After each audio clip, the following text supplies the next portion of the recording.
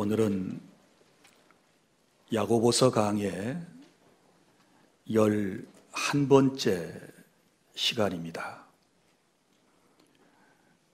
오늘 말씀은 그리스도인의 재물관에 대한 말씀입니다.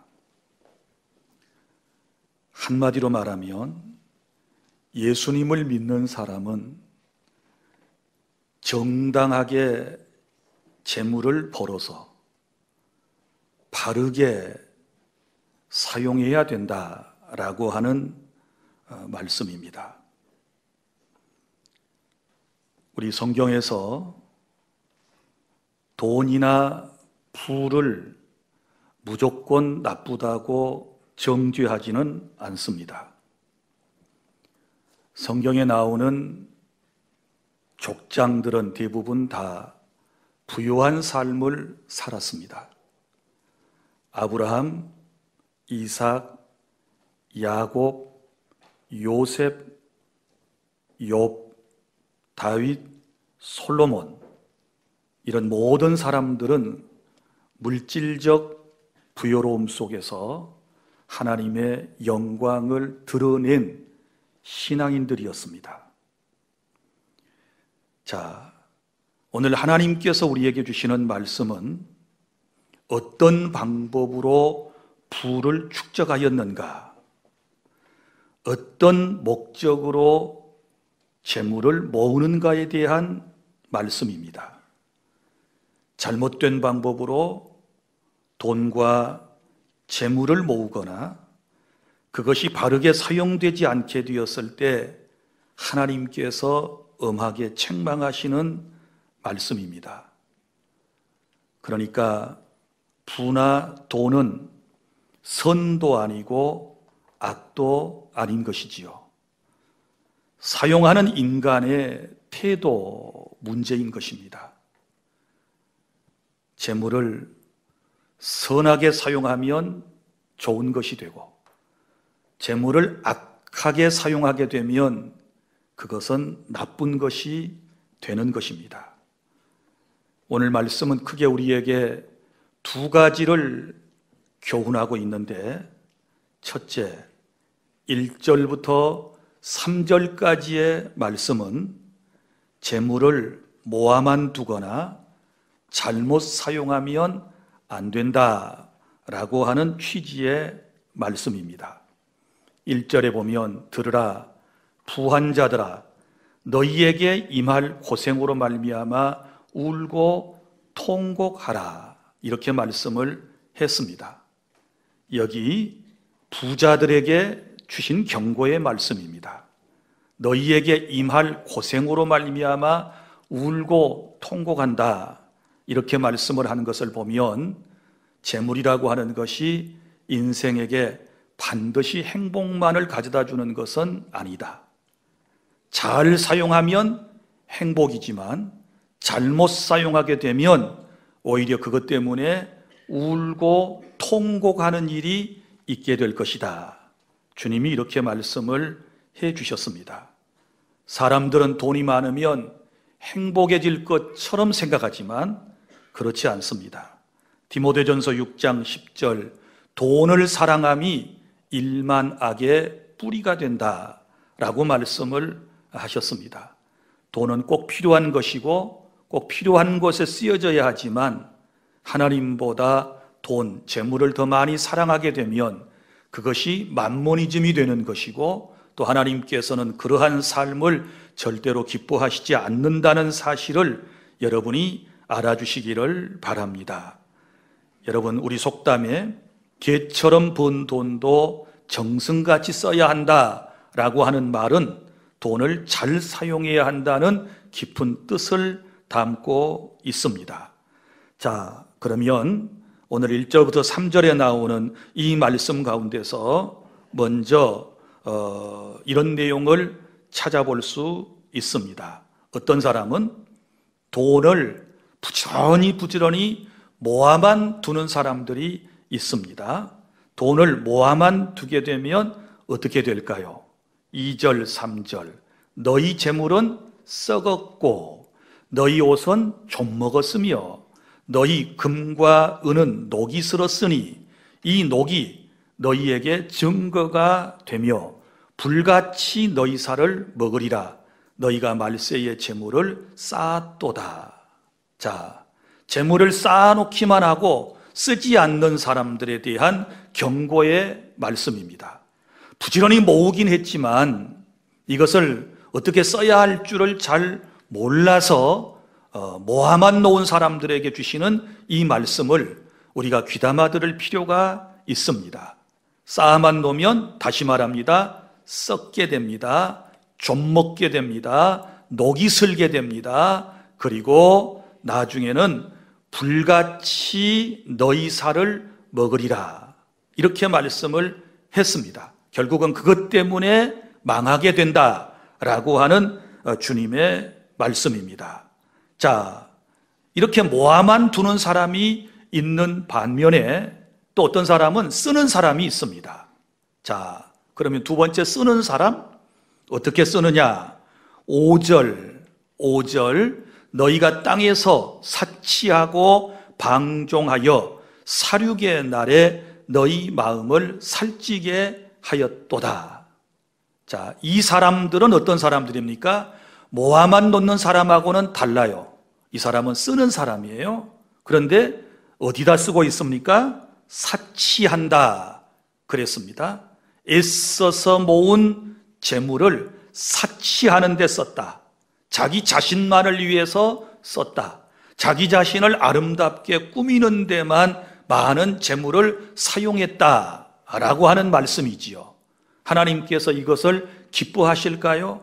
절대로 하나님은 기뻐하시지 않습니다. 그 다음에 또 벌었던 돈을 어디에 사용했습니까? 그 뒤에 보면 방종하여 이렇게 말씀을 했습니다. 방종했다는 말은 방탕한 곳에 썼다. 죄를 짓는 곳에 써버렸다라고 하는 말씀입니다. 우리가 탕자의 비유를 통해서도 아는 것처럼 어느 날 둘째 아들이 아버지에게 재산을 분배받아 가지고 먼 나라로 떠나갔다고 그랬지 않았습니까? 그리고 그것을 가지고 허랑방탕하여 모든 가진 것을 전부 다 허비하였다라고 말씀을 했는데, 여러분 벌지 않고 쓰기만 하면 그것이 어떻게 되겠습니까? 자, 여기 부지런히 벌어가지고 방탕한 생활을 하게 되면 그 결과는 어떻게 될까요? 재물을 자기 자신을 꾸미는데 사치하는 데만 쓰게 되면 어떻게 될까요? 그 뒤에 나오는 여러분이 말씀을 기억해야 합니다. 살육의 날에 너희 마음을 살찌게 하였도다. 무슨 날이 있습니까? 살육의 날이 있다. 오히려 그렇게 되면 하나님의 엄청난 심판을 받을 날이 있다라고 하는 것입니다. 그래서 재물을 자기 마음대로 사용해서는 안 된다라고 하는 말씀을 우리에게 주셨고, 그러면 우리가 하나님께서 주신 재물을 어떻게 써야 할까요? 두 가지로 사용을 해야 합니다. 먼저는 하나님께 드려야 될 줄 믿습니다. 하나님을 위하여 써야 될 줄 믿으시기를 바랍니다. 여러분, 이 우주 만물의 주인이 누구이십니까? 하나님이시지요. 내게 재물을 주신 분이 누구이십니까? 하나님이시지요.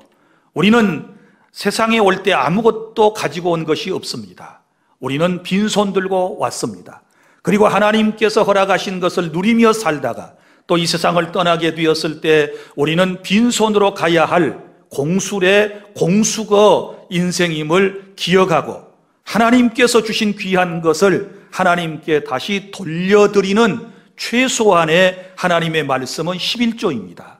그래서 10분의 1을 하나님께 드림으로써 하나님이 창조주이심을 인정하고 나의 구주가 되심을 인정하고 나의 주인이 되심을 인정하는 그런 신앙인의 삶을 우리가 마땅히 살아야 될 줄로 믿으시기를 바랍니다. 그래서 우리는 하나님을 위해서 선교하는 일에, 정말 많은 사람을 살리는 일에 여러분에게 주신 재물을 사용하는 그런 지혜가 있기를 바랍니다. 요즘 사람들을 보십시오.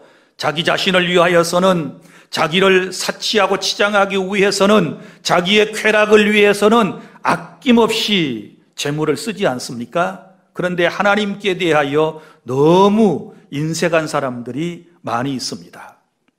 이런 얘기 들어보셨습니까? 어느 날 1,000원짜리 지폐하고 10,000원짜리 지폐가 오랜만에 만났답니다. 둘이서 안부를 묻습니다. 1,000원짜리가 10,000원짜리에게 안부를 물었습니다. 얘 10,000원짜리야, 너 요즘 어떻게 지냈니? 그랬더니 10,000원짜리가 생글생글 웃으면서 이렇게 말했습니다. 응, 나 재미있게 살다 왔어. 나 카지노도 갔고, 나 여행도 다녔고, 야구장에도 갔고, 축구장에도 가고, 나 너무너무 재미있었어. 이렇게 대답을 했습니다. 그리고 난 다음에 10,000원짜리가 이제 1,000원짜리에게 묻습니다. 얘 1,000원짜리 지폐야, 너는 어떻게 지냈니? 그랬더니 1,000원짜리가 머리를 극적극적 하면서 나야 뭘 주안교회 돌아다니다가 저 어느 교회 돌고 나 교회만 요즘 돌아다니고 있어. 나야 항상 뭐 교회나 돌아다니지 뭐 내가 어디 가겠어? 그랬다는 것입니다. 이 얘기의 깊은 뜻을 깨닫는 사람은 은혜가 있기를 바랍니다. 성도 여러분, 하나님께 인색해서는 안 됩니다. 믿습니까? 주님께서 우리에게 베풀어 주신 은혜가 얼마나 큰데, 우리를 사랑하셔서 독생자 예수 그리스도를 이 땅에 보내주셨고, 예수님 우리를 너무너무 사랑하셔서 내가 죽어야 할 자리에 피를 쏟고 대신 죽으심으로써 저와 여러분을 구원해 주신 분임을 여러분이 믿으시기를 바랍니다. 늘 울어도 눈물로써 그 사랑을 갚을 길이 없고, 내 목숨을 다 드려도 그 놀라운 사랑을 갚을 길이 없는 저와 여러분이라고 하는 사실을 알아주시기를 바랍니다. 그래서 하나님께 내 삶을, 또 하나님께서 내게 주신 재물을 드릴 때 우리는 억지로나 인색함으로 드려서는 아니 된다는 사실 또한 깨달아 주시기를 바랍니다. 그리고 또 하나님께서 주신 재물을 어디에 써야 할까요? 이웃을 위하여 써야 될 줄 믿습니다. 우리 주변에는 아직도 어려움을 겪는 분들이, 물질적으로 힘들어하는 사람들이 너무너무 많이 있습니다. 그런 분들을 위하여 아낌없이 쓸 수 있는 그런 너그러운 마음이 우리 주 안의 모든 성도들의 마음속에 있기를 바랍니다. 고아들을 위하여, 그리고 또 열심히 공부하고 싶지만 돈이 없어서 공부하지 못하는 학생들에게 장학금을 우리가 공급해주고, 또 정말 인생을 힘들게 살아가는 홀로 사는 노인들이나 이런 사람들에게도 우리가 사랑을 베풀어야 될 줄로 믿습니다. 하나님께서 우리에게 거저 주신 것들을 나 자신만의 사치와 나 자신의 방종만을 위하여 쓰다가 우리가 이 세상을 마무리해서는 아니 되는 것입니다. 어리석은 부자에 대한 이야기를 여러분들은 너무 잘 알고 있을 것입니다. 하나님께서 풍성한 물질의 복을 주셨을 때 자기 마음속에 혼자 만족하고 잔치할 계획을 세우고 평안히 먹고 즐길 계획들을 세우게 되었을 때 우리 주님께서 찾아오셔서 하시는 말씀, 어리석은 자여, 오늘 밤에 내가 네 영혼을 도로 찾아가 버리면 네가 저 쌓아놓은 재물이 누구의 것이 되겠느냐라고 말씀하셨던 주의 음성을 기억하며 살아가실 수 있기를 바랍니다.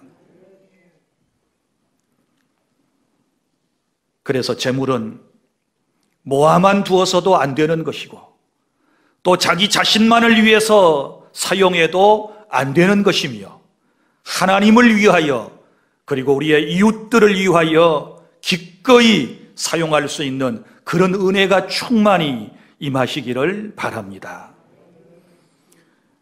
그리고 둘째, 4절 말씀부터 6절까지 돈을 버는 과정이 정당해야만 하는 것입니다. 아무리 좋은 목적을 가지고 돈을 벌었다고 할지라도 그 과정이 바르지 못하면 하나님께서 기뻐하시지 않는 것입니다. 오늘 여기 4절 말씀을 보세요. 보라, 너희 밭에서 추수한 품꾼에게 주지 아니한 싹이 소리 지르며 그 추수한 자의 우는 소리가 만군의 주의 귀에 들렸느니라 라고 하는 말씀을 여러분이 이해해 주십시오. 무슨 얘기일까요? 자, 이 지금 한 기주가 나오지요. 자기 밭에 일감이 많아요. 그래서 추수꾼들을 보내서 추수를 했습니다. 일을 시켰으면 뭘 줘야 돼요? 품삯을 줘야 되는데 그 품삯을 주지 아니하여서 자기의 부를 축적하였다라고 하는 것입니다. 소위 임금 착취입니다. 임금을 체불한 것입니다. 이러면 안 되는 것입니다. 여러분, 이런 잘못된 방식을 통하여 얻은 재물을 하나님께 만약에 드린다면 하나님이 기뻐 받으실까요? 이런 얘기가 되지요. 하나님께 물질을 많이 바치겠다고 남을 속여서 사기를 쳐가지고 이득을 취하고, 그래서 하나님께 뭘 갖다가 드리면 우리 주님께서 기뻐하시겠습니까? 절대로 기뻐하시지 않는 것입니다. 다른 사람의 것을 빼앗아다가 교회에다가 바치면 하나님이 기뻐하시겠습니까? 남의 사업을 어렵게 만들고 자기가 잘된 다음에 번 그 돈을 하나님께 드리면 우리 하나님께서 기뻐하시겠습니까? 돈 버는 과정에서 남을 억울하게 만들어 놓고 내가 무엇인가를 얻어서 하나님께 드린다면 우리 하나님께서 그것을 받으시겠습니까? 절대로 하나님께서는 받지 않습니다. 우리 주 안의 모든 성도는 정당한 방법으로 노력하여 번 돈을 하나님께 바로 드리는 그런 은혜가 있기를 바랍니다. 그런데 안타깝게도 우리 주변에 보면, 교회 안에도 보면 부정한 방법으로 돈을 벌어서 마치 의롭게 벌어서 하나님께 드리는 것처럼 그러는 분들이 더러 있는데, 우리 그래서는 안 됩니다. 목적도 좋아야 되고 그 방법 또한 좋아야 하나님께서 기뻐하신다라고 하는 말씀입니다. 그래서 부정한 부에는 하나님의 심판이 있다. 그게 1절이거든요. 들으라 부한 자들아. 여기 무조건 부자를 치는 말씀 아니라고 그랬습니다. 너희에게 임할 고생으로. 자, 부자에게 고생이 임한다는 말은 부정한 방법으로 재물을 얻었기 때문이라는 것을 전제로 하고 있습니다. 자, 이제 부정한 방법으로 재물을 얻으면 뭐가 따라와요? 고생이 따라와요. 그리고 울고 통곡하는 이런 일이 반드시 일어나게 될 것입니다. 사랑하는 주 안의 성도 여러분, 오늘 말씀을 여러분의 마음에 새겨 주시기를 바랍니다. 재물은 정당하게 벌어 잘 써야 한다라고 하는 이 말씀. 자, 우리 성경 한 곳을 찾아보실까요? 신약 성경 디모데전서 6장 17절부터 19절까지 말씀을 찾아주시기를 바랍니다. 오늘 설교의 결론입니다. 신약 성경 342쪽 디모데전서 6장 17절 제가 읽어드리며 설명을 해드리겠습니다. 내가 이 세대에서 부한 자들을 명하여 마음을 높이지 말고, 부자들은 교만하지 말고, 정함이 없는 재물에 소망을 두지 말고. 정함이 없는 재물에 소망을 두지 말라는 말은 재물은 있다가도 없고 없다가도 있는 거예요. 늘 움직여요. 자, 오직 우리에게 모든 것을 후히 주사 누리게 하시는 하나님께 두며. 할렐루야. 자, 누구에게 소망을 둬야 돼요? 하나님께. 그러면 우리 하나님은 어떤 분이신가요? 우리에게 모든 것을 후히 주사. 재물에다가 우리가 소망 두지 아니했지만 우리 하나님께 소망을 두면 모든 것에 우리에게 후히 주신다. 그리고 또 어떻게 하신다? 누리게 하신다. 이런 은혜가 있기를 바랍니다. 자, 그리고 재물을 쌓았으면, 우리가 모았으면 18절, 선을 행하고 선한 사업을 많이 하고. 자, 모은 재물을 아까 야고보서에 말씀한 것처럼 쌓아만 놓으면 다 녹슬어버리고 조미 와서 먹어버리고 안 되니까 그렇게 하지 말고 어떻게 해야 된다고요? 선을 행하고 선한 사업을 많이 하고, 그 다음에 나누어 주기를 좋아하며, 나누어 주기를 좋아하며 너그러운 자가 되게 하라. 할렐루야. 너그러운 사람이 잘 나눠줄 수 있는 거예요. 자, 그러면 19절 보십시오. 그런 삶을 살게 되었을 때, 자, 정당한 방법으로 재물을 얻은 사람이 이렇게 선을 행하고 남을 위하여 어려운 사람에게 나눠주는 삶을 살게 되었을 때 이것이 장래에 어떤 결과를 가져오는가 보세요. 19절 다 함께 시작. 이것이 장래에 자기를 위하여 좋은 터를 쌓아 참된 생명을 취하는 것이니라. 아멘. 할렐루야. 장래에 누구를 위하여? 자기를 위하여 좋은 터를 쌓는 것과 같다 그 말이에요. 이 하나님의 말씀입니다. 그리고 참된 생명을 취하는 것이다. 이렇게 말씀을 했습니다. 이제 우리 주 안의 모든 성도 여러분은 이 말씀 따라서 다시 말합니다. 재물을 정당하게 벌어서 잘 쓰게 되면 우리 주님께서 저와 여러분을 위하여 좋은 터를 쌓아 참된 생명을 취하는 사람이 되고 이 땅에서 우리에게 필요한 것들을 모든 것을 후히 주사 누리게 하시는 그런 은혜를 저와 여러분에게 허락해 주실 줄 믿습니다. 기도하겠습니다.